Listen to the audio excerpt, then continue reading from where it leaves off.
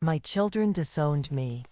On Christmas Day, they called me a burden, without a second thought. But what they didn't expect, the truth I've been hiding for years. And now, they'll regret ever turning their backs on me. Before we dive deeper, hit subscribe and join us where betrayal, drama, and hidden truths unfold. Also, let us know where you're listening from in the comments. The Christmas tree stood in the corner of the room, its lights twinkling with the kind of brightness that only seemed to mock the silence in the air. Outside, the snow fell gently against the windows, a scene so serene, so perfect, that it made the tension inside feel all the more oppressive. I tried to focus on the tree, the sparkling ornaments, the little figurines the children had painted when they were younger, but it was all too much. The stillness, the hollowness. It felt like I was suffocating. They were supposed to be here. My children, the ones I had given everything for, were supposed to be with me on Christmas. But instead, they were gone. Rachel had been the first to speak. Her words, cold and precise, hit me like a physical blow. "We cannot keep doing this anymore, Mom," she said, her voice trembling but firm. "I just can't pretend that everything is okay." Her eyes avoided mine, as if looking at me would reveal something she could not bear to acknowledge. "What do you mean, Rachel?" I asked, my voice barely a whisper. "What are you talking about?" I watched her face twist with emotion, but still she would not look me in the eye. "You're hurting us, Mom. Every day. We don't want to be around this anymore." I felt the world tilt beneath me, the floor suddenly unstable, as if the earth itself was betraying me. My hands shook as I reached out, the silence growing louder and louder, suffocating me. What did she mean? How could she say such things? I had been everything to them. I started, but the words stuck in my throat. "Goodbye, Mom," Rachel muttered, her voice breaking. The door slammed behind her, and for a moment, I couldn't breathe. I stood there frozen. The silence of the house was deafening now, as if it were mocking me. How could she just walk away like that? After everything I had given her, after every sacrifice I had made for them, I wanted to run after her, to beg her to stay, to fix it somehow. But the words wouldn't come. I was empty, hollow, as if the very essence of who I was had been sucked out. But then, slowly, my gaze shifted to the small table by the door, the envelope. It was there, almost waiting for me. I walked over, numb, as if I were no longer in control of my own body. The envelope felt heavier in my hands than it should. It was just a plain white envelope, but I knew it held everything. The power, the truth, everything I had been holding inside for far too long. I had always been the good mother, the perfect wife. I had sacrificed my life, my dreams, my freedom for them. For what? To be cast aside, to be told I was hurting them when all I had ever done was love them. No, this time, I would not be the one begging. I would not be the one left in the dark. With trembling fingers, I opened the envelope, my heart pounding in my chest. I knew what it would do. I knew it would change everything. But I was ready. I have always believed that a mother's love is unconditional, that it could withstand any storm, bear any weight. I thought, if I just loved them enough, gave enough of myself, they would understand. But now, standing in the silence of my empty home, I realize how much of myself I lost in the process. My name is Margaret, but for most of my life I was just Mom. I gave them everything. My time, my energy, my love. I had always believed that one day they would see it, that one day, I would be more than just their caretaker. I would be someone who had lived a life beyond them, someone who could finally reclaim what she had put aside. But that day never came. I remember meeting Tom, their father, all those years ago. I was young, full of dreams, my future stretching out in front of me like an endless road. It was a rainy day in April, and I had just graduated college. I was unsure of myself, unsure of what the world had in store, and then, there he was. He had this way about him, the kind that makes you believe you are the most important person in the room. His charm was magnetic, his smile disarming. It didn't take long for him to sweep me off my feet. In no time at all we were married, and then, Rachel came, followed by the others. My world became a whirlwind of diapers, school runs, late nights and early mornings. But I loved it. I loved them. I thought I was doing something noble, something that would be remembered. But as the years wore on, I began to realize that Tom wasn't there, not in the way I needed him. He was always working, always gone. I was left alone day in and day out to raise our children and manage the house. I did it all, and I did it willingly. I loved them. They were my world, but love, I've learned, is not always enough. I put aside my career, my dreams, my identity, for them, for Tom. I told myself it was temporary, that one day when they were older, when they didn't need me so much, I would have time for myself, time to be who I was before motherhood consumed me. But the years slipped away, and each day I found myself fading into the background of my own life. I gave up everything for them, and yet they never seemed to notice, never seemed to understand. There were nights when I would lie awake, the house finally quiet, and wonder if it had been worth it. My dreams, my ambition seemed so far away. I had given them up for this family, for their future, but somewhere along the way, I had lost my own. I remember Rachel as a little girl, so full of life, so full of love. She would run to me, arms open wide, and I would scoop her up, feeling her warmth, her trust. I remember the way she would tell me everything, her voice filled with excitement, her eyes shining with the kind of hope only a child can have. But somewhere, over the years, that hope began to fade. The distance between us grew, and now I stood alone, abandoned by the very people I had given everything to. I tried to be the perfect mother, the perfect wife. I thought if I just gave them more, they would see me, they would understand. But now, after all these years, I was left with nothing. No appreciation, no love, no respect, just silence. It wasn't always like this. There were good days, there were moments when everything felt right, when they smiled at me, when they told me they loved me, but those moments were few and far between. I started to wonder if I had been chasing something that didn't exist. And then came Christmas, the one time of the year I thought they would all come together, the one time I believed, maybe naively, that they would remember everything I had given. But instead they disowned me. They threw me away like an old coat that no longer fit. As I stood there, the weight of their betrayal crashing over me, I realized that all the love I had given, all the sacrifices I had made, had been for nothing. I had nothing to show, nothing but the aching hole where their love used to be. I looked down at the envelope once more. It was all I had left, a final act, a final attempt to take control, to reclaim something that had been stolen from me. The pain, it still stung, but there was something else there now, something darker, more powerful. I would make them understand. I have spent my life being good, a good wife, a good mother. I have bent and shaped myself to fit a role that was never truly mine. I had given everything,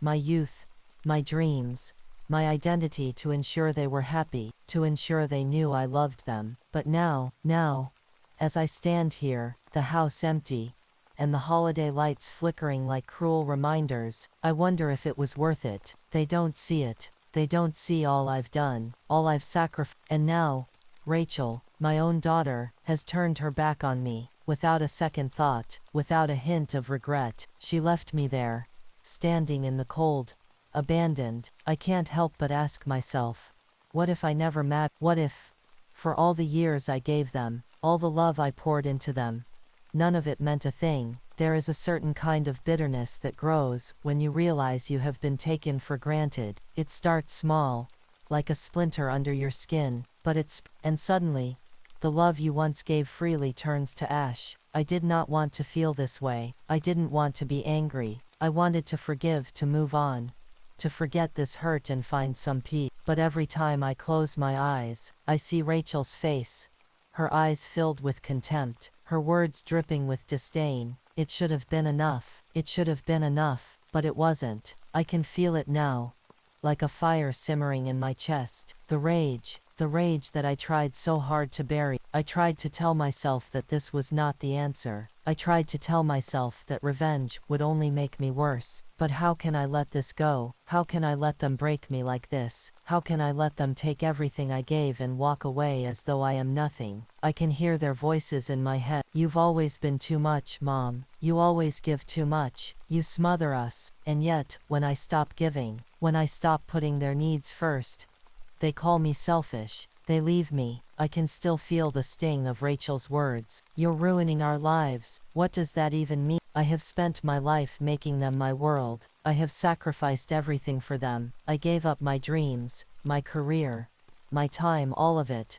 Without hesitation, I poured my soul into them. And now, when I need them the most, they cast me aside like I am nothing. I reach for the envelope again. It is still heavy in my hands. I can feel it pressing against my skin, demanding attention, reminding me of what I have set in motion. There was a time when I would have never even thought of doing something like this. I would have just smiled, taken their insults, and moved. I would have pretended everything was fine, just like I always did. But this time, I will not let them off the hook. The weight of it presses harder now. The knowledge that once I hand this to them, there is no going back. Part of me wants to walk away, to let go of this anger and find a way to heal. But I can't. I have tried that before, and it has never worked. They never see me. They never appreciate what I've done for them. I can't let them get away with it. I can't let them tear me down without facing the consequences of their actions. The anger I feel is justified, is it not? I have been wronged. I have been hurt. And yet,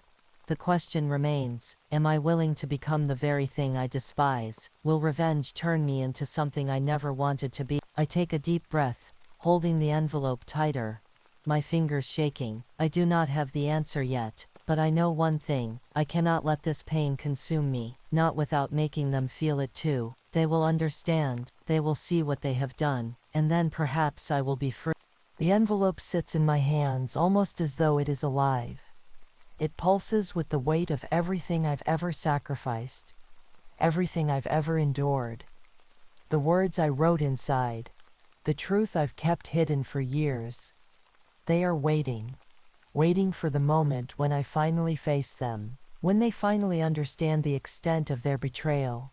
I have told myself that this is the only way to make them see. I have convinced myself that they need to know the truth, that they must feel the weight of their actions. But the closer I get to the moment, the more the doubts creep in. Is this what I really want? For so long I have put their needs before my own.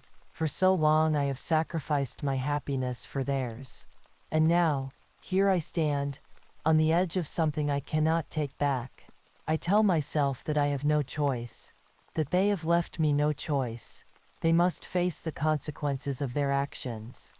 But still, there's a part of me that is unsure. I know what I am about to do will shatter their world. It will force them to confront everything they've ignored, everything they've swept under the rug. But it will also change me. It will change me in ways I can't predict. I stand in front of the mirror, looking at myself. My reflection stares back at me, haunted, uncertain. Is this really who I've become? I thought I was doing the right thing. I thought that by sacrificing everything for them, by giving up my dreams, by becoming nothing more than a shadow in their lives, I was being the mother they needed. But it wasn't enough. It will never be enough. The doorbell rings, cutting through my thoughts. I freeze. It's them, Rachel and the others. They are coming. They've made their decision. My heart beats louder in my chest. The moment I've been waiting for is finally here. But I feel no joy, no sense of relief, only a growing weight in my chest, as though the air itself is becoming too thick to breathe. I walk slowly to the door, my hands clammy against the cold metal of the doorknob. When I open the door, I see them. Rachel standing there, her face hard, her expression cold, her siblings behind her, looking just as distant. We need to talk, Mom. Rachel says. Her voice is calm, too calm. I can see the walls she's built around herself, the distance she's placed between us. I step aside to let them in. The house feels so much smaller now, as though the walls are closing in. The Christmas tree stands in the corner, a reminder of what could have, of the life I thought we would have. But the house feels empty, hollow, like a place I no longer recognize. We sit in silence for a moment. The air is thick with tension, heavy with unspoken words. Rachel shifts in her seat, glancing at her sibling. They all look uncomfortable, as though they are waiting for something to happen, waiting for me to speak. But I remain silent. I will not beg. I will not explain myself. Finally, Rachel breaks the silence. We don't want this anymore, Mom. We don't want you to be part of our lives. Her words are a knife to the heart. But I do not flinch. I cannot flinch. You don't get to do this, I say, my voice steady despite the storm raging inside me. You don't get to just walk away and leave me behind. We've tried, Mom, Rachel says, her voice tinged with frustration. We've tried to be a family, but you make it impossible. I feel the heat rise in my chest. The anger that I've been holding back for so long is starting to break free. It's bubbling just beneath the surface, threatening to spill over, but I hold it in, just a little longer. I have given everything for you, I say, my voice shaking now. Everything, and this is how you repay me. You gave too much, Rachel says softly, almost pityingly. You gave up everything for us, but you forgot about yourself. You lost yourself in the process. Her words hit me like a slap, but it's not the slap that hurts. It's the truth behind them. I did lose myself. I lost everything that mattered to me. I stand up suddenly, the anger surging through me like fire. You have no idea what I gave up. You have no idea what I sacrificed. I pace the room, trying to calm myself, trying to breathe, but the tension is unbearable. Every step feels heavier. Every breath feels harder. I know I can't keep doing this. I can't keep pretending like I'm not broken, like I haven't been shattered by everything they've done to me. I look down at the envelope in my hand. It feels heavier now, as though it is absorbing the weight of everything I've been holding back. I have waited for this moment for so long. I have planned for it. But now that it's here, I feel no sense of triumph, no victory, only the unbearable weight of what's to come. I take a deep breath and turn to face them. There's something I need to show you. The room is thick with tension now. I can feel the weight of my decision pressing against me,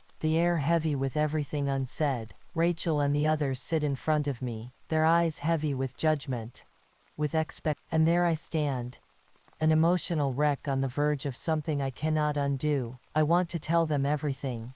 The truth that has lived inside me for so long. The truth about how their betrayal has cracked me open, how their rejection has left me gasping for air. But there's something in my throat, something keeping the words from spilling out. I'm not sure I can go through with this. Not sure I can hand them the envelope. Not sure I can tear apart the last shred of hope I have left. I look at them again. Rachel's eyes are narrowed, her face impassive. The others, they seem uncomfortable, unsure of what to do, but none of them move to reach out to me. Not one of them looks at me the way they used to. Not with love, not with affection. I swallow hard, fighting the lump in my throat. You want the truth? I ask, my voice shake. I can feel my resolve starting to crack. You want to know why I'm doing this? Rachel doesn't answer. She just stares at me, her face unreadable. The others shift in their seats, uncomfortable, as if waiting for me to break down and beg for their forgiveness. But I will not beg, not anymore. I take a step forward, clutching the envelope tighter in my hand, and the weight of it seems to grow heavier with each passing second. It's as though everything I have been through, the years of sacrifice, the pain, the heartache, has led to this moment, this one moment when I can finally make them see, make them understand. But doubt still lingers. Is this really the right thing to do? I have spent so long living for them. I have spent so long putting their needs ahead of my own that I don't know who I am anymore. I don't know if I even have the right to feel this way. I look at Rachel, the girl who once looked at me with love, with trust, the girl I raised, the girl who used to run to me when she needed comfort. Now she can barely stand to look me in the eye. Is this what you want? I ask her, my voice low. Do you want me to just disappear, to leave and never come back? Her lips twitch, but she doesn't answer. She doesn't need to. Her silence speaks louder than anything she could ever say. I feel the anger bubbling up again, rising like a tide I can't stop. But just as quickly it's replaced by a crushing wave of uncertainty. I feel so small, so insignificant. I thought I was doing the right thing. I thought that if I could make them see the truth, if I could finally show them how much I had given, they would understand. But instead I feel like I'm drowning in my own bitterness. You have no idea what it's been like for me. I say, my voice trembling now. You have no idea the things I've done, the things I've given up, for you, for all of you. And now you're telling me that I've ruined your life. Rachel looks away, and the others follow suit. No one speaks. The silence is deafening, suffocating. I feel my heart race, my breath shallow. This was never how it was supposed to be. I thought somehow they would see. I thought somehow they would understand the weight of my sacrifice. But now I wonder if it even matters. What's the point of all this? What's the point of seeking revenge when the only thing I've managed to do is hurt myself even more? I want to cry. I want to fall to the floor and beg them to forgive me. I want to beg them to take me back, to tell me that it wasn't too late. But the tears never come. Not yet. I reach for the envelope again, my fingers trembling. It's time. It has to be. I don't want to do this, I whisper. But I have to. You have to understand what you've done to me. But before I can hand it to them, my hand freezes. A thought, sudden and overwhelming, stops me in my tracks. What if I'm just making things worse? What if this doesn't bring me peace, but just more pain? I glance at their faces. They don't look like the children I once knew. They look like strangers. Strangers who have taken everything from me and walked away without a second thought. And I feel something cold rise within me, something darker than I have ever felt before. This is my only chance. I will not waste. Take it, I say, my voice steady now, the finality in my words echoing in the room. You need to see this. You need to know the truth. I hand them the envelope, and my heart pounds in my chest. The moment I've been dreading, the moment I've been preparing for, is here. The silence that follows is thick, suffocating, as they take the envelope from my hands. And in that silence, I wonder if they will ever truly understand. The envelope lies on the table untouched, as if it's waiting for them to open it, to face what I've prepared. The room is heavy with anticipation. I can hear my own breath, shallow and quick, the weight of this moment pressing down on me. The children sit across from me, their eyes glued to the envelope, their expressions unreadable. I have spent months preparing for this. I have carefully planned every word, every detail, so they would understand the depth of their betrayal. This is the moment when they will finally see me. Not the mother they dismissed, not the woman they ignored, but the person who has lived a life of sacrifice and pain for their benefit. Rachel's hand reaches for the envelope. The slow movement feels like an eternity. I watch her fingers tremble as they grip the edge, and for a fleeting moment, I see doubt flicker in her eyes. But then it's gone. She opens the envelope, her eyes scanning the contents, her face unreadable. I want to say something, to urge her to understand, but I hold myself back. I need them to experience this for themselves. What is this? Rachel asks, her voice sharp, but there's an edge of uncertainty in it now. She looks at the letter again, as though trying to find something to discredit it. I watch her face as she reads, the way her eyes flick back and forth, growing more tense with each word. The others lean in, their curiosity for the first time, I see a flicker of something in their faces, a recognition of the truth I have been hiding for so long. I don't understand, Rachel says, her voice shaking now, her earlier anger replaced with confusion. She looks up at me, her face pale. What is this, Mom? What is this? I stay silent. The truth is out now. There is no turning back. The letter I gave them contained everything they had done to me, the years of silent suffering, the countless sacrifice, the abandonment I had felt in those lonely moments when they couldn't see me, when they chose to look past me, instead of seeing me for who I was. It was all there, black and white, and now they could no longer ignore it. The power has shifted. It's no longer there. They cannot stand above me anymore. Mom, Rachel whispers, her voice faltering. You kept this from us. All these years you've kept this from us. I feel something shift within me, like a dam breaking. The floodgates open, and for the first time in years I feel a weight lift. A weight I didn't even realize I had been carrying. This was never about them understanding, was it?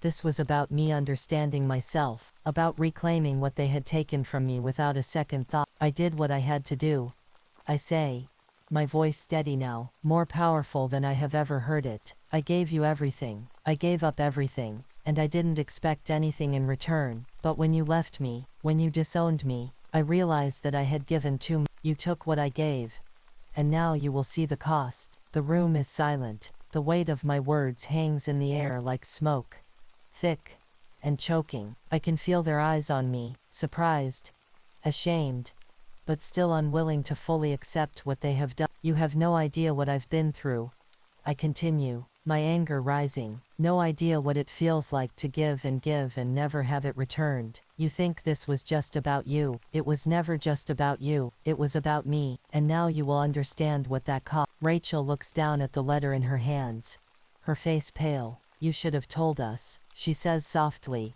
almost as though she's trying to justify herself. We didn't know. But I can't let her get away with it. Not anymore. You didn't want to know. I snap, my voice rising. You turned your backs on me. I had to keep it inside, to suffer in silence, because you were too busy with your own lives. I had no choice. The room is heavy with the weight of everything left unsaid. I can feel the power shift.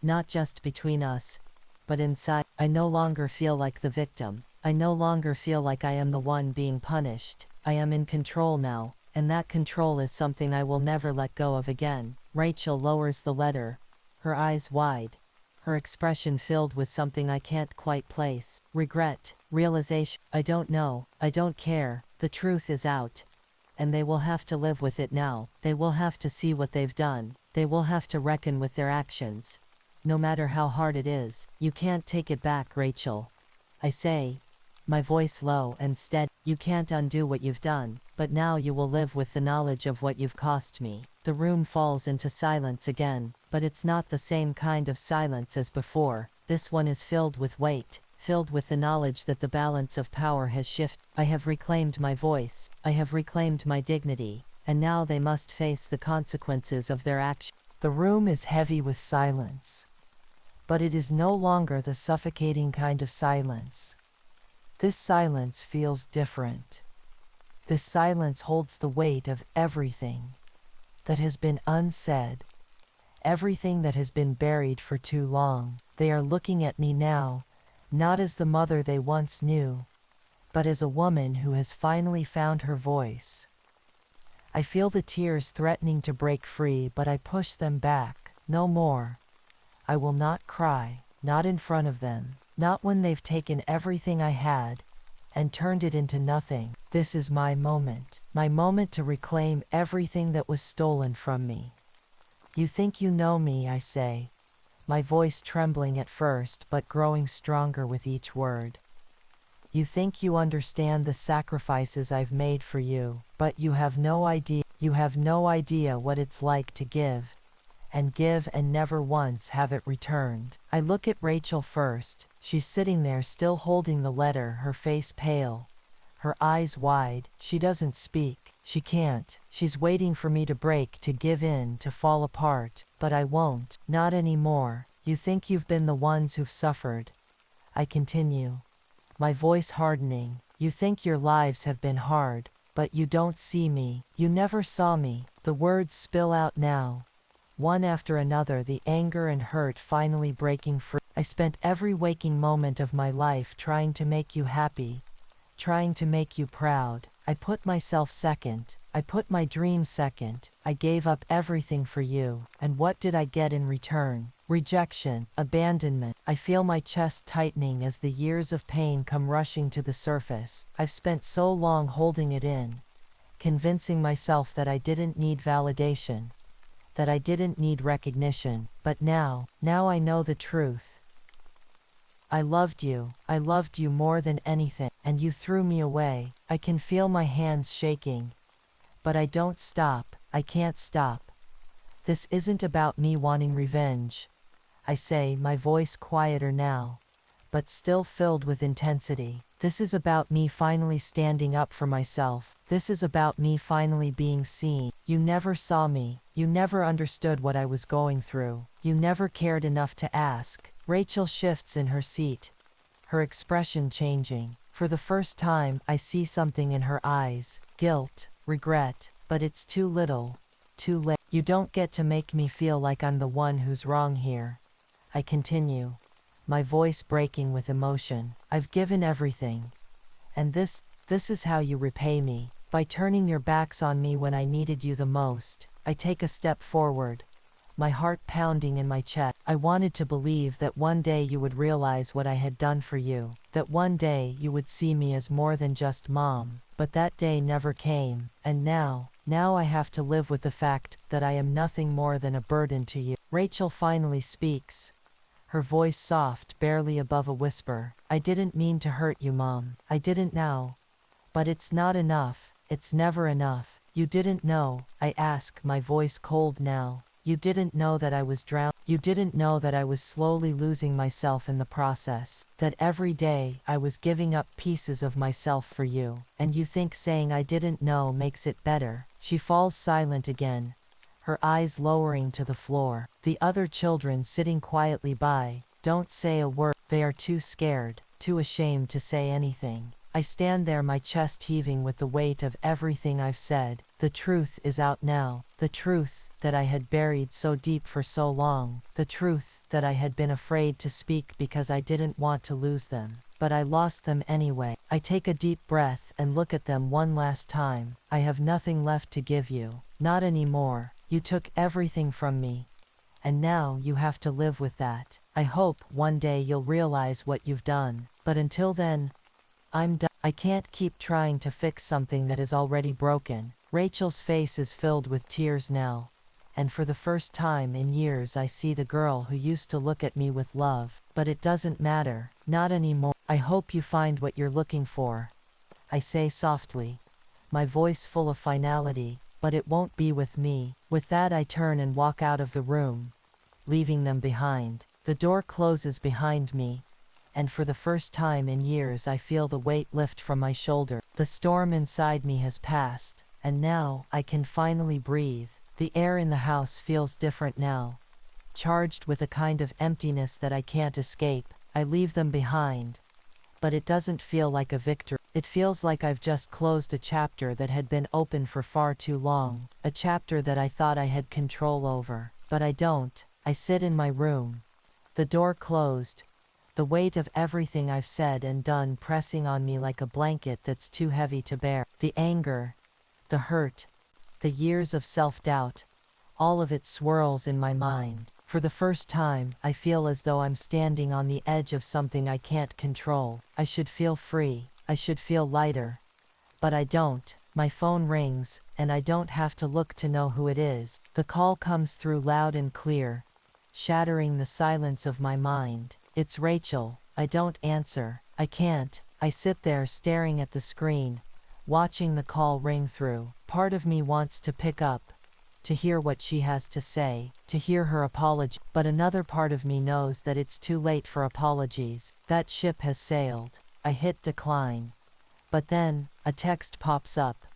Mom, please, there's something you need to know. The words are simple, but something about them sends a chill down my spine. I have no idea what she could possibly want to tell me now. The truth is out. There is nothing left for us to say, but I open the message anyway. We found something, Mom. Something you didn't know. My heart stopped. I read the message again, as if seeing it will somehow make more sense the second time. We found the will, the one you signed years ago. My fingers tremble as I put the phone down. The room is suddenly too small. The walls are closing in. I can't breathe. The will. What about the will? I had signed it, yes. Years ago when Tom and I were still together, when we had hoped for a future that never came. But that was before everything fell apart. Before the lies. Before the distance between us grew too wide to cross. Before Rachel and the others became distant. Before I started to disappear in my own home. I hadn't thought about the will in years. But now it feels like the very thing I've been avoiding. The thing that could change everything. I know what it says. I know what it was meant to do. It was a last attempt at ensuring that I wouldn't be forgotten, that when I was gone, my children would remember the sacrifices I had made for them, that they would see me as the woman I was before everything fell apart. But there was something else in that will, something I didn't tell them, something Tom and I had decided together, before the cracks began to show in our marriage. I never told them what was in that will. I never had the chance. I stand up suddenly, the room spinning. What are they talking about? What have they found? I grab my coat and walk out the door. I don't know what I'm expecting, but I know I need to see them again, to hear what they've uncovered, to understand what this new revelation means for me. When I get to their house, I don't bother knocking. I open the door and step inside. My heart races. They're all sitting there.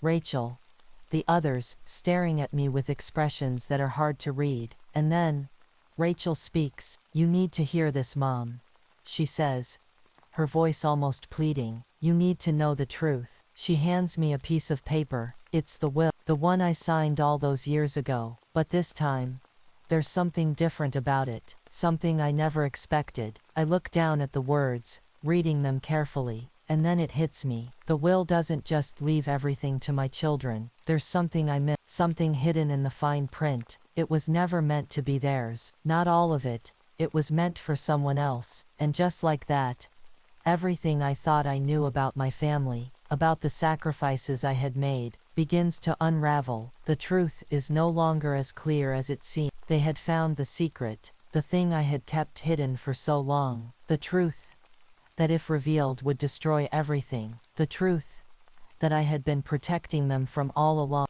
I sit in the quiet of my room, the weight of everything hanging heavy in the air. The truth has been revealed, exposed for all of us to see. The will, the secrets, the things I had hidden away, buried so deep that I thought I could live without them. But now, there they are, all laid bare. I didn't expect to feel this way. I didn't expect the sense of emptiness that has settled in the pit of my stomach. For so long, I thought I was doing the right thing. I thought that by holding on to the past, by clinging to the hope that things would change, I could make it all better. But I was wrong. The truth, it seems, always finds a way to surface. And now, it's too late to undo the damage. I think of the years I spent building a life for them, of all the sacrifices I made, the things I gave up so they could have everything they needed. And now, all of that has crumbled. I thought I would feel vindicated. I thought that exposing the truth, showing them the depths of their betrayal, would bring me peace. But it hasn't. Instead, it feels like a hollow victory, one that came at too great a cost. I close my eyes, letting the silence wash over me. The house is quiet now. The echoes of their voices are gone, and in their place is the haunting stillness that follows a storm. The storm has passed, but I don't feel calm. I don't feel relieved. What do I have now? What have I truly gained from all of this? I think of Rachel, my daughter, the one who once looked at me with love and trust. I think of her face when she realized what I had done, what I had kept hidden from her. It was a moment of reckoning for both of us, a moment when everything I had worked so hard to protect came crashing down. I feel a flicker of guilt, but I push it away. No, this wasn't my fault. They made their choice. They chose to walk away from me. I was only protecting myself, protecting what little dignity I had left. But the guilt lingers, like a shadow I can't quite shake. Maybe it wasn't just about revenge. Maybe it was about something deeper. Something I didn't even realize I had been searching for. The envelope, the will, the secrets. They were all a way for me to hold on to something. A way for me to make sure they would never forget me, that I wouldn't be forgotten when I was gone. But now, I wonder if I've lost myself in all of this. If in my quest for justice, I have forgotten who I truly am. I take a deep breath, my chest tight with emotion. I have spent so long fighting for a sense of control, for a sense of justice, that I didn't stop to ask myself what it would really cost. And now, I am left to pick up the pieces of a life that feels shattered. The truth is, I don't know if the revenge was worth it. I don't know if it was worth losing everything in the process. But as I sit here, I realize something. I have survived. I have survived the pain, the betrayal, the years of sacrifice and neglect. I am still here, still standing, and that, in itself, is a victory. It may not be the victory I thought I wanted. It may not be the revenge I thought would heal my wounds, but it is enough. I don't know what the future holds. I don't know if things will ever be the same with my children. I don't know if I can ever forgive them, or myself for what has happened. But I know this. I will rebuild, I will heal, and I will learn to live for myself again. I look out the window, the first rays of sunlight breaking through the darkness. There is still hope, even if it feels distant. It is time to let go, time to move forward. The past has its place, but it no longer controls me. I sit in the silence of my home, a home that no longer feels quite like my own. The rooms are quieter now, empty. The echoes of my children's voices are no longer present, and the weight of their absence hangs in the air like a lingering fog. But the fog is starting to lift. Slowly, surely, I feel something shifting inside me. The journey I've been on, the pain I've carried, the rage that once consumed me. These things no longer define me. They are part of my story, but they are not my story. I have become something else. I stand by the window, looking out at the world beyond. The sun is beginning to rise, casting a soft golden light over everything. There was a time when I would have looked at that sun and felt only sadness, a reminder of all the things I had lost. But today, I see something different. I see possibility. I've spent so many years trying to fit myself into a mold that was never mine to begin with. I've spent so many years giving and giving, thinking that if I just loved them enough, they would see me, but they never did. They couldn't, and for a long time, I blamed them for that. But now, I understand. I understand that the love I gave them, my selflessness, my sacrifices, was not a gift for them to accept or reject. It was a gift I gave to myself. I gave up so much, not just for them, but for the idea of being the perfect mother, the perfect wife. I lost myself in the process. But now, I am finding her again. The woman standing before the window is not the same woman who gave everything to everyone and got nothing in return. She is someone who has learned that self-worth does not come from others. It comes from within. It comes from the ability to stand tall, to embrace who you are, and to walk forward with your head held high, no matter what the world throws at you. I think of Rachel. I think of the others. The pain they caused me still lingers, but I no longer feel consumed by it. The anger is gone. The resentment has faded into something else, something I cannot name yet, but I know it is a step toward healing. I will never forget what they did. I will never forget the way they turned their backs on me. But I no longer need them to apologize. I no longer need them to apologize. I no longer need them to validate my existence. I am whole on my own. I sit back down, my hands folded in my lap. There is peace now. Not the kind of peace I thought I would find through revenge, but a quieter, deeper kind of peace. It is the kind of peace that comes from within, from knowing that, despite everything, I am still here, I am still standing, and I will not be silenced. I have been broken, but I am not beyond repair. I am stronger than I ever thought I could be, and that strength, my strength, is something no one can take from me. I think of the future, of what lies ahead. I don't know what it will look like, but I know this: I will walk through it with my head held high. I will face it with the dignity I've fought so hard to reclaim, and if they come back to me, if they want to rebuild what we once had, I will be ready. But I will no longer be the woman who gives everything away. I will be the woman who knows her worth, who knows she deserves respect, love, and all the things she once gave freely without thought. I don't need their forgiveness. I don't need their approval. I only need my own, and that is enough. I once believed that love would fix everything, but sometimes the hardest truth to face is that the love you give may not be enough to heal the wounds others leave behind. In those moments, you must choose to stay broken, or to rise and reclaim what's yours. Here at RL's Circle, your story matters too. If you haven't already, hit subscribe and join us on this journey of raw, unfiltered truth. Now tell me this, if the ones you trusted most betrayed you, would you seek revenge, or would you walk away and heal? Leave your answer in the comments. Let's see where you stand.